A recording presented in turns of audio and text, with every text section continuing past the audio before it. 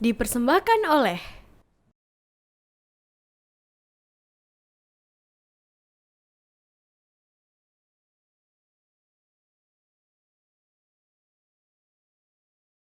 Assalamualaikum warahmatullahi wabarakatuh, pemirsa TVmu dimanapun Anda berada. Kali ini Anda kembali menyaksikan program podcast TV Show bekerjasama dengan Universitas Muhammadiyah Jakarta.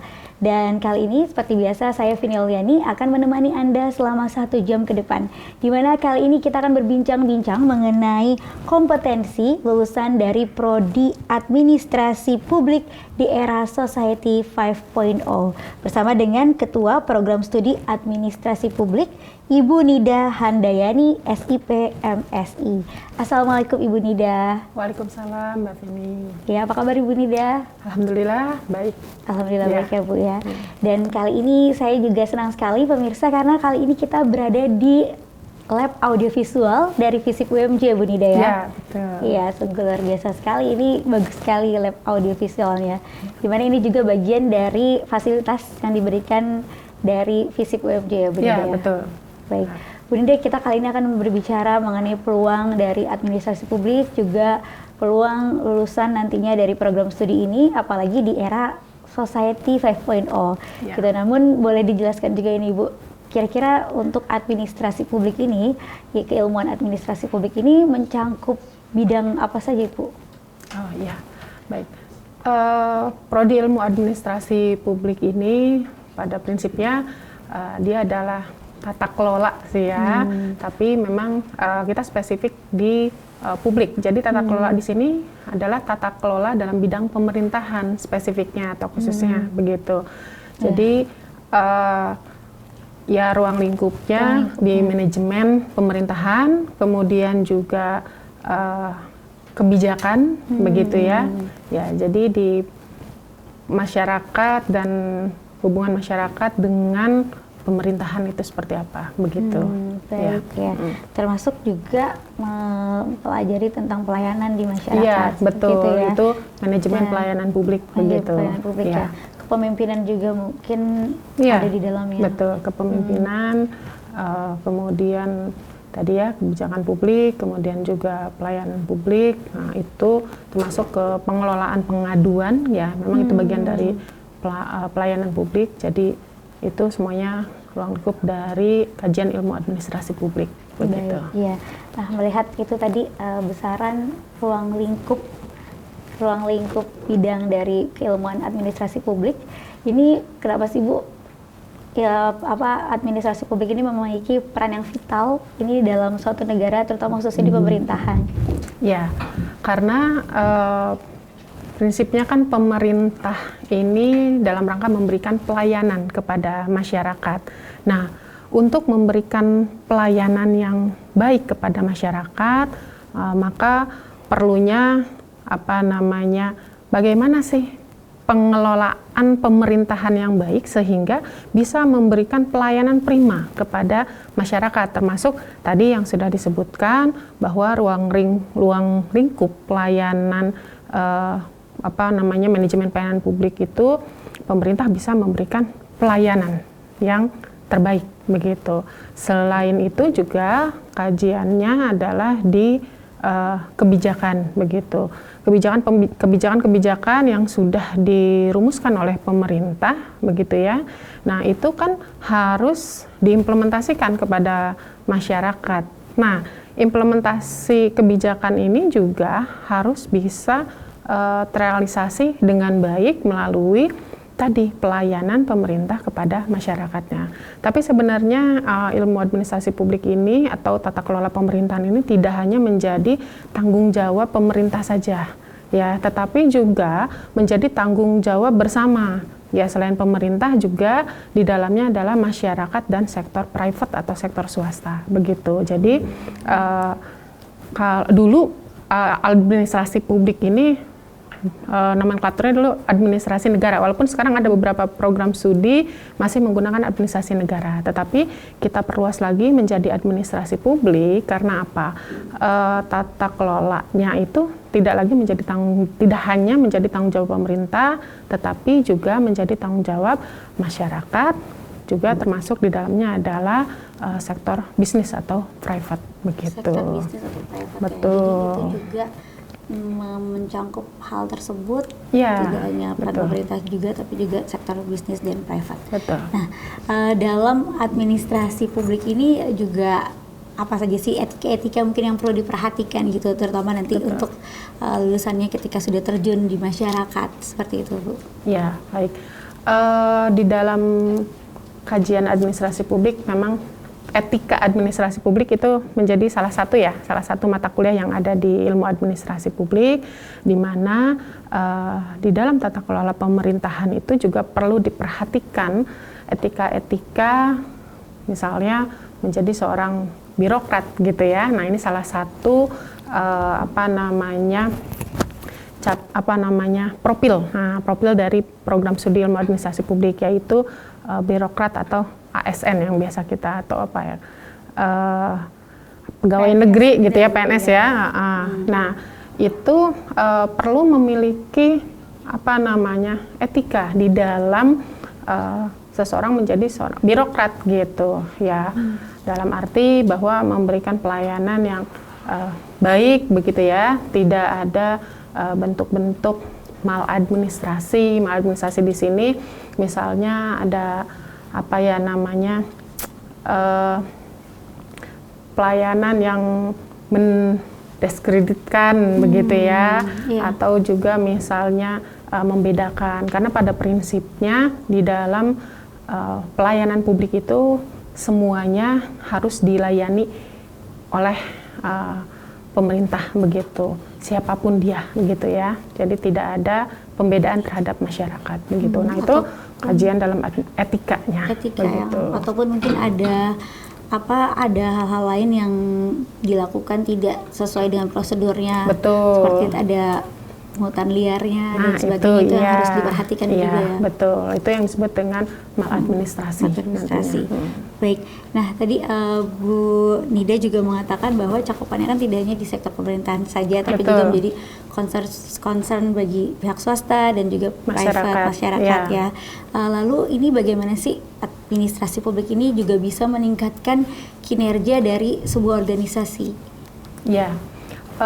Di dalam ilmu administrasi publik juga kan kita pada prinsipnya ada ilmu manajemen tata kelola tadi begitu ya, tidak hanya di pemerintahan, di sektor private atau di masyarakat juga, yang menjadi dasar sekali adalah ilmu tata kelola tadi, ilmu manajemennya tadi begitu.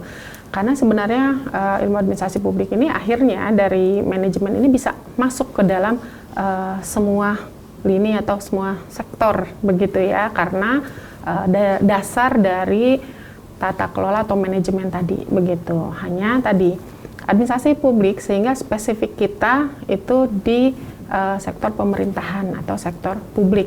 Kan ada administrasi niaga. Nah, administrasi niaga ini kan lebih spesifik kepada private-nya begitu. Nah, kita sendiri di administrasi publik itu di pemerintahan, namun dalam pemerintahan ini juga di sana mengajak masyarakat dan sektor private untuk bersama-sama mengelola pemerintahan, karena kan pemerintah mengelola negara ini pada prinsipnya untuk mencapai kesejahteraan masyarakat. Nah, kesejahteraan masyarakat atau terimplementasinya kebijakan yang baik itu tidak hanya menjadi tanggung jawab pemerintah semata, tapi kan memang harus direalisasikan juga oleh masyarakatnya, juga termasuk sektor private atau swasta tadi. Begitu. Baik, terima kasih Bu Nida. Tadi itu sekilas sedikit pengantar ya mengenai ilmu administrasi publik. Bu Nida, kita akan lanjutkan kembali, namun kita jeda sejenak terlebih dahulu. Dan pemirsa jangan kemana-mana, tetap bersama kami akan kembali sesaat lagi. Pemirsa, terima kasih masih bersama kami dalam podcast TV Show bersama dengan UMJ, di mana kita kali ini membahas tentang peran lulusan dari Prodi Administrasi Publik pada era Society 5.0. Nah, Bu Nida, kita lanjutkan kembali ya, Bu. Nah, ini kita kan sekarang memasuki juga era Society 5.0. Nah, ini bedanya apa sih, Bu, dengan yang sebelumnya juga sempat digencarkan itu era Society 4.0 seperti itu? Ya. Jadi Society 5.0 ini, di mana perkembangan masyarakat ini kan memang terjadi begitu ya, dengan adanya perkembangan teknologi begitu ya, kemudian juga masyarakat juga saat ini semakin berkembang dengan mudahnya akses informasi yang bisa diperoleh oleh masyarakat gitu ya, karena saya pikir memang masyarakat saat ini sudah sangat maju dengan adanya perkembangan teknologi, sehingga tadi sumber daya manusia ini perlu disiapkan gitu ya, untuk juga bisa menghadapi Society 5.0 ini begitu. Jadi karena tadi adanya perkembangan teknologi, kemudian perkembangan akses informasi, sekarang tidak hanya lagi misalnya masyarakat artinya bermain di domestik, tetapi juga kan dengan akses genggaman tangan gitu ya, sudah bisa mengakses secara internasional begitu. Baik. Lalu nanti kira-kira ini peran administrasi publik juga untuk mengisi perannya agar lebih maksimal di era Society 5.0 ini seperti apa, Bu? Ya, nah itu perlu sekali penyiapan sumber daya melalui tadi mahasiswa-mahasiswa yang kita siapkan begitu ya, melalui kompetensi-kompetensi yang bisa gitu menghadapi tantangan-tantangan tersebut begitu.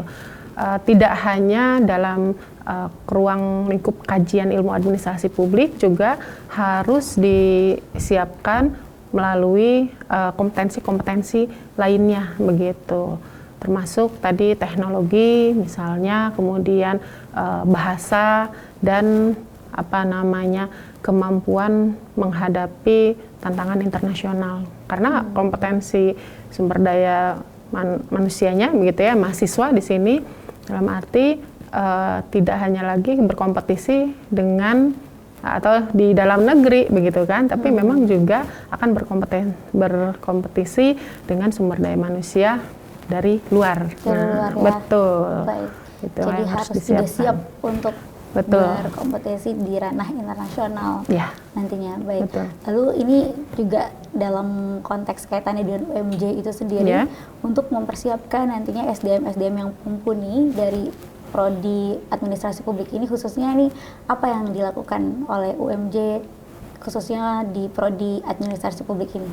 Ya, di ilmu administrasi publik FISIP UMJ ini kami sudah membangun berbagai jaringan ya, artinya di dalam maupun di luar gitu. Itu dalam rangka untuk bisa meningkatkan pengalaman mahasiswa. Nah, jadi mahasiswa tidak lagi sekedar misalnya memiliki pengalaman di dalam saja gitu. Bahkan metode-metode pembelajaran juga sudah kami coba ubah begitu ya, sehingga mahasiswa ini juga tidak hanya memperoleh pengalaman dari dalam, tetapi juga pengalaman-pengalaman secara langsung begitu, baik di dalam maupun di luar begitu.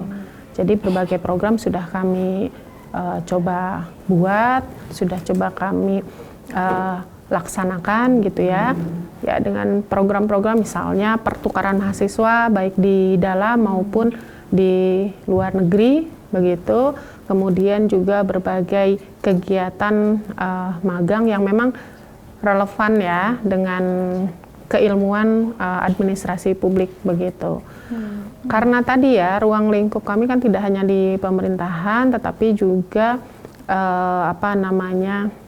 citizen atau masyarakat begitu, kemudian juga di private, sehingga beberapa juga teman-teman mahasiswa ini juga sudah melaksanakan kegiatan magang tidak hanya di pemerintahan, ada juga yang di sektor swasta begitu, kemudian juga di beberapa NGO begitu, kemudian juga untuk menyasar ke masyarakatnya ya, kegiatan-kegiatan pengabdian masyarakat juga gitu ya, karena program pemerintah melalui kegiatan MBKM, nah itu juga menjadi pengalaman untuk bisa meningkatkan kompetensi mahasiswa dalam berbagai program-program MPKM. Begitu. Nah, biasanya untuk calon mahasiswa ataupun mahasiswi baru ini kan suka bingung ya Bu ya, karena banyaknya pilihan untuk jurusan mana yang akan dipilih gitu dari administrasi publik sendiri. Mungkin apa sih sisi menariknya ini dari administrasi publik yang bisa ditonjolkan atau diinfokan juga kepada calon mahasiswa-mahasiswi gitu, agar apa ya, ini pentingnya nih masuk administrasi publik nih, ini serunya masuk administrasi publik nih, ini seperti apa? Oke.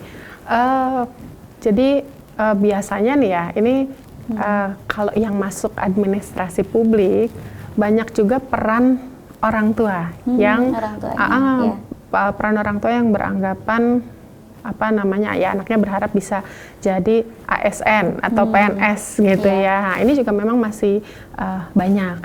Namun selain itu perkembangan kajian ilmu administrasi publik ini juga tidak hanya sekedar misalnya di PNS, tetapi misalnya berkarir di NGO begitu, itu juga bisa gitu. Nah, kalau misalnya berkaitan dengan menariknya apa ya, kalau memang misalnya tertarik dengan artinya ingin bergabung di pemerintahan gitu ya, entah itu misalnya di kementerian, di pemerintahan daerah begitu, kemudian di NGO misalnya atau di organisasi kemasyarakatan, sebenarnya ilmu administrasi publik itu sangat bisa sekali, pas sekali untuk bisa memberikan pengetahuan nantinya begitu, atau memberikan ilmu ketika nanti selanjutnya bisa bergabung dengan pemerintahan, NGO, atau juga misalnya di organisasi kemasyarakatan begitu. Yang dipelajari biasanya apa aja tuh Bu? Di semester awal, tahun pertama, tahun kedua, 3, 4 selanjutnya gitu bagi mahasiswa?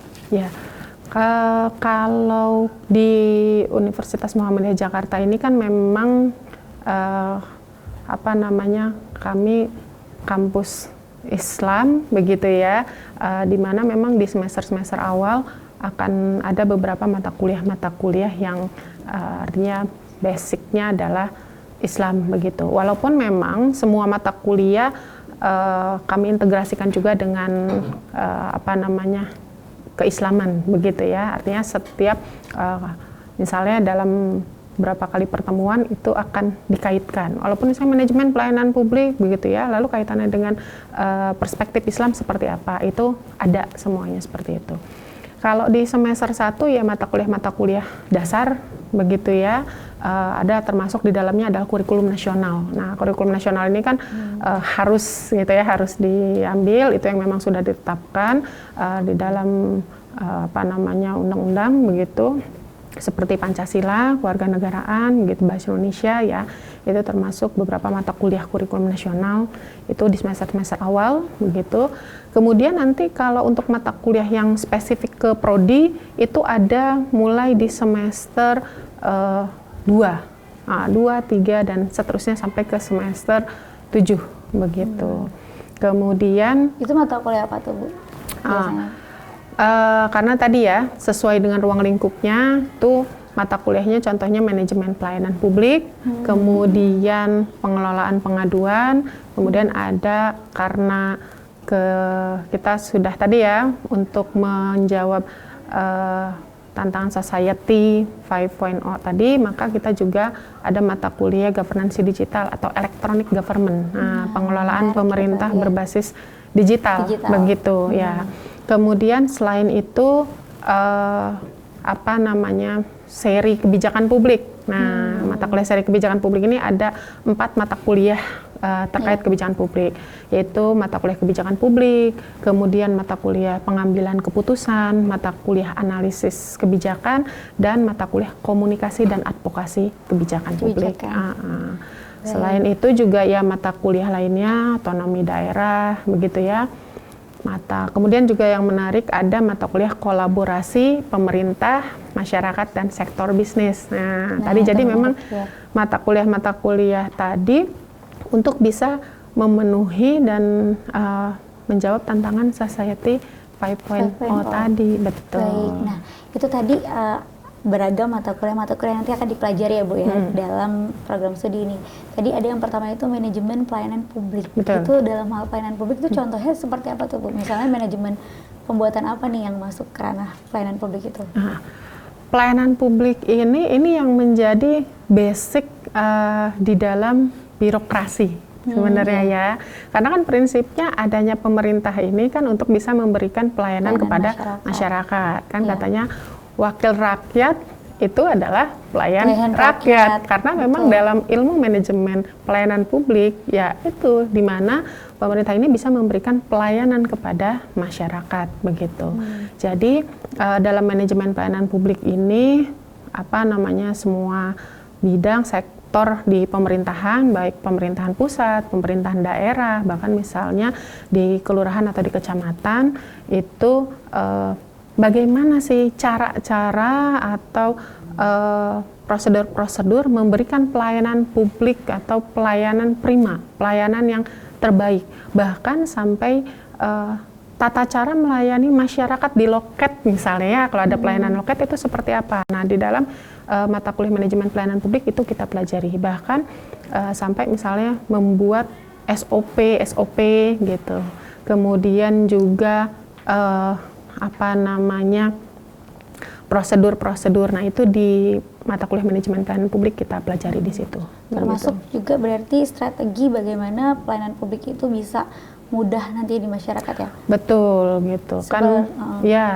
Di dalam mata kuliah manajemen pelayanan publik itu kan ada juga kajian tentang inovasi pelayanan publik. Nah, dalam inovasi pelayanan publik ini salah satunya adalah terkait dengan inovasi dalam bidang teknologi atau dengan e-government. Makanya muncul konsep e-government ya, pelayanan pemerintahan berbasis teknologi. Makanya sekarang masyarakat banyak bisa dilayani dengan lebih mudah, lebih cepat begitu ya, melalui misalnya akses-akses sistem atau aplikasi gitu ya. Jadi kayak misalnya pelayanan pembayaran pajak gitu. Pembayaran pajak atau pembuatan kartu tanda penduduk seperti itu ya. Betul. Termasuk juga sistem misalnya pelayanan satu pintu itu juga PTSP, turunan produk dari salah satu hasil strategi manajemen pelayanan publik ini. PTSP itu bagian dari inovasi pelayanan publik. Jadi pelayanan satu pintu. Kalau dulu pelayanan harus pindah-pindah gedung, betul ya. Sekarang bisa di satu gedung atau satu pintu misalnya, begitu ya. Baik Bu Nida, kita akan kembali membahas lagi nih ya hal-hal lainnya tentang administrasi publik. Namun pemirsa jangan kemana-mana, kita simak dulu yang berikut ini. Pemirsa, terima kasih masih bersama kami dalam podcast TV Show. Kali ini kita membahas mengenai kompetensi lulusan dari Prodi Administrasi Publik di era Society 5.0. Bersama dengan Kaprodinya langsung ini ya, ada Ibu Nida. Nah, Ibu Nida, ini tadi Bu Nida sudah menjelaskan nih ya potensi administrasi publik di ranah masyarakat gitu. Nah, kira-kira juga peluang lulusannya ini nanti seperti apa nih prospek kerjanya? Ya, baik.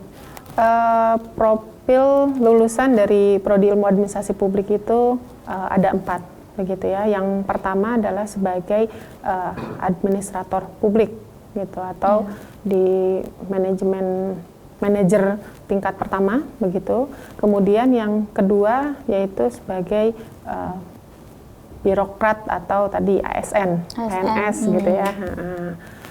Itu yang mau bekerja di pemerintahan begitu ya. Nah, kemudian yang ketiga itu sebagai analis kebijakan.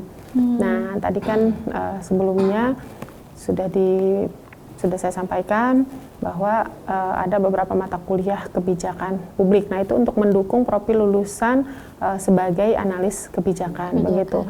Analis kebijakan ini sekarang nih lagi banyak sekali dibutuhkan di pemerintahan begitu, karena ini berkaitan dengan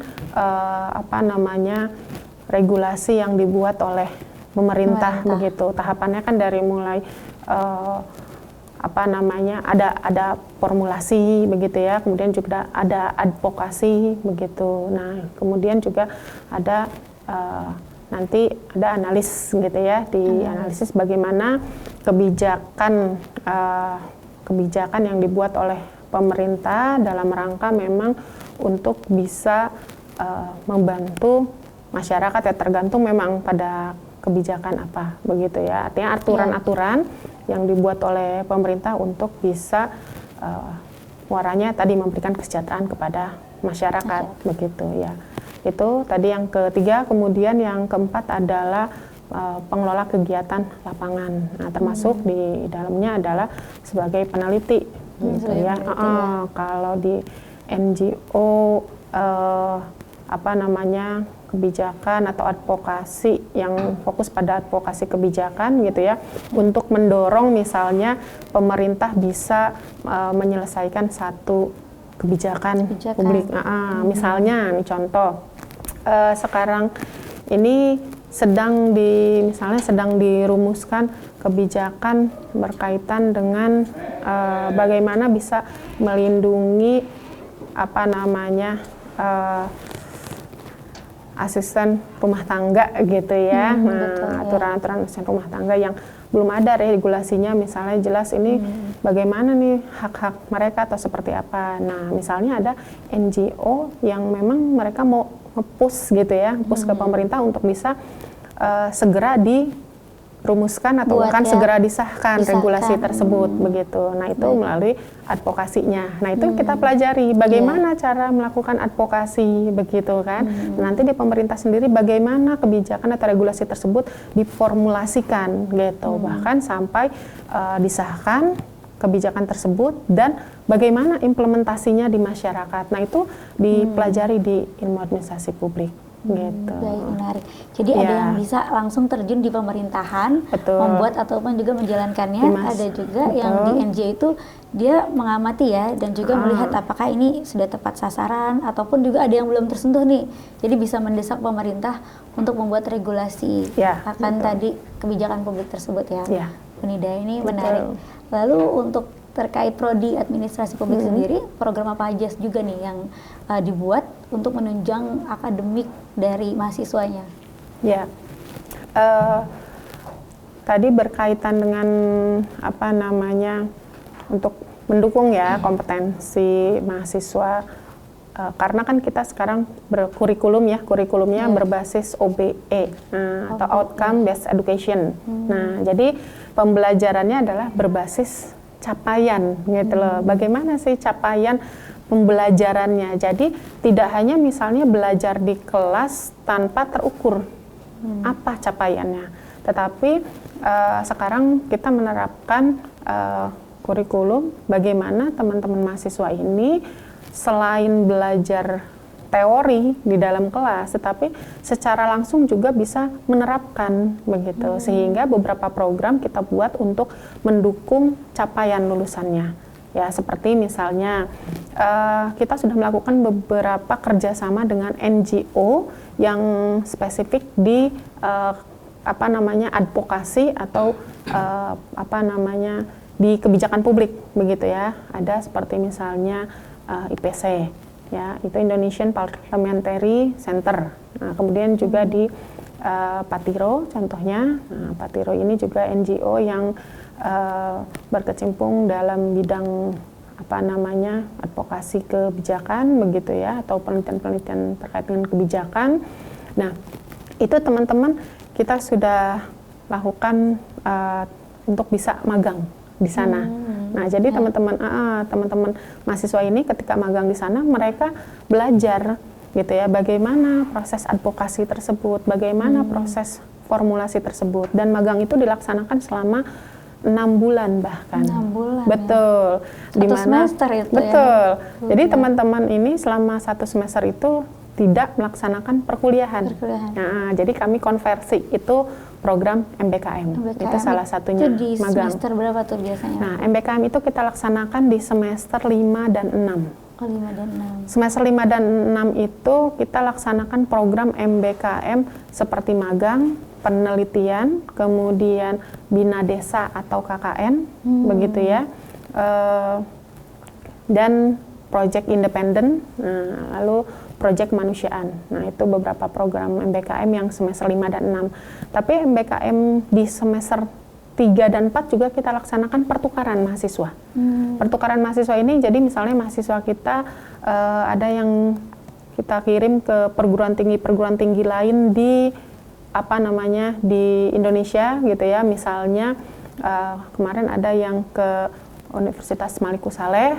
Nah, kemudian juga selain di dalam negeri juga kita kirim mahasiswa kita keluar. Keluar negeri. Betul. Kemarin kemarin kita kirim 3 mahasiswa ke Universitas Utara Malaysia. Seru ya. 1 semester. Iya. 1 semester. 1 semester. Berarti nanti jadi transfer kredit. Betul. Atau, iya, jadi konversi. Konversi. Iya. Kita konversi begitu. Jadi mereka di sana tidak hanya melaksanakan perkuliahan, tapi juga community service. Mereka melakukan pengabdian masyarakat di sana. Oh, pengabdian masyarakat. Ya, pengabdian masyarakat sekaligus penelitian. Nah, jadi memang 3 mahasiswa itu kami minta juga untuk bisa compare gitu ya antara Malaysia dengan Indonesia. Jadi 3 orang itu punya 3 kajian yang berbeda. Ada yang lihat dari misalnya compare soal transportasinya gitu. Ini kalau tertarik nih mahasiswa mau ikut program ini, syaratnya apa tuh Bu? Dari IPK-nya harus berapa? Ada syarat-syarat tadi ya, termasuk magang dan sebagainya. Itu kita bagi jadi 2 jenis. Yang pertama ada melalui hibah, ada yang non hibah. Yang hibah ini biasanya teman-teman ikut program hibah MBKM yang dari kementerian ya, misalnya Kemendikbud atau Kemensos itu ada. Mereka nanti akan mendaftar sendiri ya di web Kemendikbud dan kementerian lainnya. Tapi ada juga jalur non hibah begitu. Nah, jalur non hibah ini biasanya di-create oleh universitas, fakultas atau prodi. Seperti misalnya magang. Nah, magang ini juga kita punya mitra kerjasama seperti tadi ya beberapa. Kemudian juga kalau di pemerintahan ada DPR RI, kemudian juga kita bermitra juga di Ombudsman RI begitu. Nah, teman-teman sama tadi magang selama 6 bulan gitu di konversi. Nah, kemudian yang tadi misalnya ke luar negeri, program ke luar negeri itu diadakan oleh universitas gitu ya, artinya memberikan kesempatan semua mahasiswa ya, karena universitas kalau untuk kegiatan MBKM yang non hibah ini yang intinya harus ada kerjasama dulu, MOU misalnya, MOU, MOA ataupun PKS ya, perjanjian kerjasama. Nah, itu baru kita bisa laksanakan tadi pertukaran. Jadi mahasiswa kita seleksi. Kalau yang keluar negeri otomatis salah satu syaratnya TOEFL ya. Betul, TOEFL. Sebenarnya selain kita kirim mahasiswa kita keluar negeri, mahasiswa luar negeri datang ke sini melakukan kegiatan Pengmas seperti di semester genap lalu ya. Kita juga laksanakan pengabdian masyarakat dengan teman-teman mahasiswa dari Adipu dan Abhinav India. Ya, di sini. Nah, itu selama kurang lebih 15 hari ya kita laksanakan kegiatan pengabdian masyarakat begitu. Jadi itu kan memberikan pengalaman tersendiri ya buat untuk mahasiswa di sini mahasiswa. juga ya. Iya, betul. Kalau yang tadi pertukaran pelajar ke luar negeri itu tadi ke negara mana aja Bu? Kita baru laksanakan ke Universitas Utara Malaysia. Untuk semester kemarin ya. Nanti rencananya ke depan juga akan kita laksanakan kembali, dan untuk sementara ini baru ke Universitas Utara Malaysia, tapi ke depan kita akan bangun jejaring dengan beberapa perguruan tinggi di luar begitu ya, supaya tadi lebih banyak lagi ya teman-teman yang berkesempatan untuk bisa belajar di luar begitu. Ya, pasti syarat utamanya TOEFL-nya ya. TOEFL-nya nih ya. Ya, betul, TOEFL-nya. Ya. Kalau IPK ya otomatis ya. Itu juga minimal berapa tuh, Bu? IPK ya? Kalau untuk pertukaran mahasiswa kita pilih dengan IPK minimal 3,5. 3,5. Betul. Oke, baik, bisa itu dicatat nanti ya, untuk mahasiswa yang ingin mendapatkan kesempatan ini mulai dijaga IPK-nya untuk bisa tetap bagus tadi 3,5 minimal ya Bu ya. Betul. Baik. Lalu untuk prestasi termasuk juga yang pernah diraih oleh mahasiswa dan juga akademik ini apa saja nih Bu prestasi dari jurusan administrasi publik ini? Tapi simpan dulu jawabannya Bu ya, karena kita akan membahasnya setelah yang berikut ini. Pemirsa, terima kasih masih bersama kami dalam podcast TV Show. Kita lanjutkan kembali perbincangan kita dengan Ibu Nida, Kaprodi dari Administrasi Publik UMJ ya Bu ya. Nah Ibu, kita ingin tahu juga nih, apa saja sih prestasi yang sudah diraih dari jurusan Administrasi Publik ini sendiri dan juga mahasiswa-mahasiswanya nih Bu? Ya, prestasi selama ini yang sudah diraih ya teman-teman mahasiswa di ilmu administrasi publik gitu. Nah tadi kalau administrasi publik di kita tuh ada 3, makanya saya juga tekankan ilmu administrasi publik. Administrasi publik. Karena kalau S1-nya memang ilmu administrasi publik, nanti ada S2 juga sama magister ilmu administrasi publik. Nah, kembali ke prestasi mahasiswanya,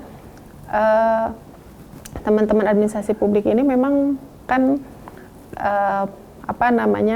bukan ke praktek ini ya misalnya, tapi lebih kepada kajian-kajian keilmuan, misalnya penelitian. Jadi beberapa kami artinya teman-teman mahasiswa ini prestasinya dalam bidang karya ilmiah sebenarnya lebih banyaknya begitu. Iya. Beberapa kali kami itu pernah dapat masuk 10 besar sih ya, finalis itu untuk karya tulis ilmiah. Nah, itu yang diadakan oleh Asosiasi Ilmu Administrasi Publik dan Administrasi Negara ya. Itu di tahun 2017, kemudian juga di tahun 2019 itu ada beberapa, kemudian juga hibah-hibah yang diperoleh oleh teman-teman mahasiswa dari mulai hibah proyek independen begitu, kemudian juga proyek kemanusiaan, masih banyak lagi ya hibah-hibah dari kementerian baik Kemendikbud maupun Kementerian Sosial begitu yang diperoleh oleh teman-teman mahasiswa. Selain itu juga di program kreativitas mahasiswa. Nah, program kreativitas mahasiswa ini adalah hibah yang diberikan oleh Kementerian Belmawa, dari Belmawa Kemendikbud ya. Itu kami dapat pendanaan waktu itu hibah untuk PKM kewirausahaan begitu. Kemudian juga PKM kreativitas mahasiswa itu skalanya memang skala nasional begitu. Itu yang akademik, prestasi akademik, betul. Kalau prestasi non akademik itu lebih banyak di pencaksilat. Pencaksilat. Iya, betul. Jago-jago pencaksilat semua ya rata-rata itu prestasinya memang ada yang sudah sampai ke internasional juga. Waktu itu kompetensi Paku Bumi 10 kalau nggak salah ya. Itu ada beberapa teman-teman yang bisa menjuarai begitu. Baik, jadi prestasinya di bidang sumbangsi keilmuan ya, betul, penelitian itu, tapi juga non akademiknya juga banyak ya di pencaksilat sampai go internasional tadi. Baik, nah ini Bu Nida untuk prestasi terutama di bidang akademik terkait juga dengan penelitian, ini nanti kira-kira cakupan penelitiannya mahasiswa-mahasiswa ini terutama ketika sudah tugas akhir nih, contohnya nih meneliti tentang apa sih kalau untuk di ranah administrasi publik? Ya. Banyak sebenarnya ya ruang lingkup penelitian atau kajian penelitian untuk administrasi publik. Kalau administrasi publik itu sebenarnya semua persoalan di masyarakat itu bisa dikaji di administrasi publik. Hanya pendekatannya adalah di kebijakan begitu. Jadi kalau misalnya berbicara persoalan KDRT itu bisa kita teliti, tapi pendekatannya kebijakan. Kemudian kita mau mengkaji, sekarang lagi hits nih polusi udara ya. Itu kan sebenarnya di ilmu lingkungan, tetapi ilmu administrasi publik bisa kaji, tapi pendekatannya adalah pendekatan kebijakan atau regulasinya begitu, atau juga berkaitan dengan partisipasi masyarakat.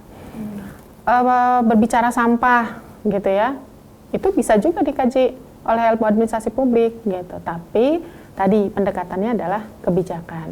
Tapi ya secara umum ya penelitian-penelitian yang berkaitan dengan tata kelola pemerintahan. Tapi juga lebih luas lagi, tadi semua persoalan di masyarakat begitu ya, secara artinya di nasional ataupun misalnya persoalan secara internasional itu bisa dikaji di ilmu administrasi publik, tapi melalui kajian kebijakan. Bahkan kajian kolaborasi pun betul bisa. Kolaborasi antara bagaimana misalnya penanganan yang dilakukan oleh pemerintah, oleh masyarakat, oleh swasta melalui kajian kolaborasi itu bisa kita lakukan. Penelitiannya. Jadi semuanya bisa dikaitkan benang merahnya itu tadi dengan kebijakan. Betul ya. sekali. Kebijakan ini mendukung atau dampaknya terhadap masyarakat. Betul seperti sekali. apa? Baik. Lalu juga terkait dengan akreditasi nih Bu. Ya. Akreditasi administrasi publik ini bagaimana Bu? Ya. Alhamdulillah saat ini ya posisinya akreditasi untuk ilmu administrasi publik ini kami sudah unggul. Alhamdulillah. Ya, alhamdulillah. Prosesnya memang kita mulai di tahun 2013 itu kita masih B, kemudian reakreditasi di tahun 2016 kita ajukan menjadi A. Nah, kemudian di tahun 2021 kita juga reakreditasi kembali, A kembali gitu ya. Jadi 2 kali berturut-turut A. Nah, 2021 itu sampai 2006 penetapannya, tapi karena ada perubahan nomenklatur untuk akreditasi ya, jadi sudah tidak lagi A, B, C, tetapi kan unggul, baik sekali, baik begitu. Akhirnya kita ajukan yang disebut dengan ISK atau konversi akreditasi. Jadi ketika kita ajukan itu di awal tahun 2023, kemudian kemarin di Agustus ya 2023 kami ditetapkan akreditasinya adalah unggul, begitu. Baik, ini poin yang bisa membuat hingga mencapai akreditasi unggul ini karena apa nih Bu? Apa karena lulusannya tepat waktu atau dari hasil penelitiannya yang memang berdampak terhadap masyarakat atau bagaimana? Banyak sekali sebenarnya ya yang yang harus dipertimbangkan untuk bisa mencapai unggul. Tidak hanya misalnya soal kelulusan mahasiswanya, itu juga menjadi poin salah satunya, kemudian juga sumber daya manusia atau pengajarnya. Jadi jenjang pendidikan pengajarnya, kemudian jabatan fungsional pengajarnya, begitu ya, itu juga menjadi poin begitu. Nah kebetulan di kami ini untuk pengajarnya kami sudah punya 3 profesor ya, 3 profesor. Kemudian ada kurang lebih ada 8 doktor. 8 doktor. Iya. Dan sisanya S2 begitu. Nah, dari situ itu juga menjadi poin yang tinggi untuk bisa memperoleh unggul. Selain juga tadi mahasiswanya, kemudian program-program yang kita lakukan juga tadi kita sudah punya kegiatan-kegiatan internasional yang akhirnya juga menyebabkan tadi kami alhamdulillah bisa memperoleh akreditasi unggul begitu. Baik, jadi banyak cakupannya dan alhamdulillah kini sudah mendapatkan predikat unggul ya tadi Ibu. Baik, kemudian juga untuk alumninya nih bagaimana Bu? Ini prodi ilmu administrasi publik ini dari tahun berapa sih Bu di UMJ? Prodi administrasi publik itu dari tahun 85. 85? Iya. Oh ini termasuk yang tertua ya Bu ya? Betul. Jurusan dan program studi tertua. Betul. Untuk kerjasama dengan alumni juga bagaimana yang dijalin? Ya, untuk alumni sendiri begitu ya, memang sekarang sudah banyak yang bekerja di berbagai terutama di pemerintahan ya, ada banyak yang di kementerian-kementerian begitu. Terkait hubungannya ya, mereka masih tetap terhubung untuk bisa memberikan jejaring bagi adik-adik kelasnya, juga termasuk membantu program studi untuk bisa membangun kemitraan terutama dengan tempat-tempat kerja mereka misalnya, yang akhirnya nanti bisa membantu adik-adik kelasnya misalnya bisa magang di sana gitu. Iya ya. Baik-baik, jadi tetap terus terjalin dengan intensif ya Bu ya. Ya. Apalagi ini termasuk salah satu tadi jurusan tertua ya di UMJ Ya. sebagai kampus Muhammadiyah yang Betul. tertua juga dari tahun 85. Ya. Luar biasa sekali. Ya, kemudian kedepannya ini akan ada program seperti apa lagi juga Bu untuk mempertahankan, kan sudah meraih predikat unggul nih, Betul, mungkin juga betul. untuk mempertahankan predikat unggul dan menjadi lebih baik lagi. Ya. Predikat unggul ini akhirnya jadi beban sendiri juga ya di kami Karena harus dipertahankan. Betul ya. sekali, harus dipertahankan begitu. Nah, ya ke depan memang harapan kami sih berharap sekali untuk bisa akreditasinya tidak hanya unggul tapi bisa juga sampai ke akreditasi internasional begitu. Kan untuk mencapai itu maka kami harus terus membangun jejaring internasional ya, atau kemitraan atau kerjasama dengan perguruan tinggi di internasional gitu ya, dengan negara-negara lain. Nah, salah satunya tadi ya yang sudah dilakukan baru mulai melalui pertukaran mahasiswa gitu, atau kegiatan-kegiatan bersama dengan beberapa perguruan tinggi di dari luar begitu. Ya, ke depan yang harus kita lakukan adalah pengembangan kemitraan terutama, karena ya program-program pemerintah sekarang memang menuntut bagaimana program studi ini untuk terus berjejaring gitu ya, berjejaring lebih luas lagi supaya bisa memberikan kesempatan kepada mahasiswa untuk memperoleh pengalaman ya, pengalaman yang lebih luas begitu. Baik, baik Bu Nida, itu tadi penjelasan mengenai ilmu administrasi publik ya, dan juga sedikit pengantarnya, terutama di UMJ ini, di FISIP UMJ ini. Nah, Ibu Dida boleh memberikan juga sepatah dua kata ajakan ataupun juga sedikit motivasi bagi teman-teman yang ingin bergabung nih di ilmu administrasi publik FISIP UMJ, dan keuntungannya apa nih dengan memilih ilmu administrasi publik di UMJ ini? Ya, baik. Ilmu administrasi publik di FISIP UMJ ini kami berupaya untuk terus berkembang begitu ya, sampai tadi tahapan kami bisa mencapai akreditasi unggul ini, artinya kami berupaya untuk terus mengembangkan diri ya, memberikan fasilitas baik sarana prasarana ataupun pelayanan yang terbaik gitu ya, karena akreditasi unggul ini juga nanti akan berpengaruh terhadap lulusan begitu ya, terhadap lulusan, di mana untuk berkompetisi dengan misalnya lulusan-lulusan dari perguruan tinggi negeri ini, kita jadi nggak kalah nih karena akreditasi kita sudah unggul begitu ya.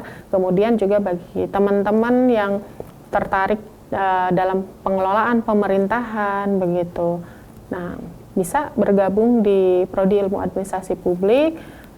Kami juga memiliki berbagai macam sarana prasarana, termasuk juga kami lengkapi dengan adanya lab begitu ya, lab untuk bisa mendukung perkuliahan. Lab kami tidak hanya berada di kampus, tetapi lab kami juga berada di luar melalui jejaring kerjasama dengan pemerintahan, NGO begitu ya, kemudian juga di masyarakat. Jadi tidak hanya belajar di kelas, tetapi juga lab-lab yang ada di luar melalui tadi lembaga pemerintahan tadi, itu bisa memberikan pengalaman yang lebih menarik lagi begitu. Baik. Gitu ya. Baik, terima kasih Ibu Dida atas penjelasannya. Mudah-mudahan ini mencerahkan dan menjadi informasi yang sangat bermanfaat sekali untuk kita semua, khususnya buat pemirsa TVMU ataupun juga teman-teman yang ingin bergabung menjadi bagian dari keluarga ilmu administrasi publik di FISIP UMJ ini. Sekali lagi terima kasih Bu Nida dan sukses selalu Ibu. Terima kasih Mbak Nining. Baik. Dan pemirsa TVMU dimanapun Anda berada, alhamdulillah kita tadi sudah menyaksikan dan juga mendengarkan penjelasan mengenai kompetensi dari Prodi Ilmu Administrasi Publik UMJ ini dalam menghadapi era Society 5.0. Mudah-mudahan apa yang disampaikan bisa mencerahkan dan juga menjadi bermanfaat untuk kita semuanya. Tidak terasa kita sudah di akhir acara ini pemirsa. Saya Vini Auliani juga bersama dengan narasumber Ibu Nida serta seluruh kerabat kerja yang bertugas terselenggaranya acara ini, kami mohon pamit undur diri. Wassalamualaikum warahmatullahi wabarakatuh. Waalaikumsalam warahmatullahi wabarakatuh.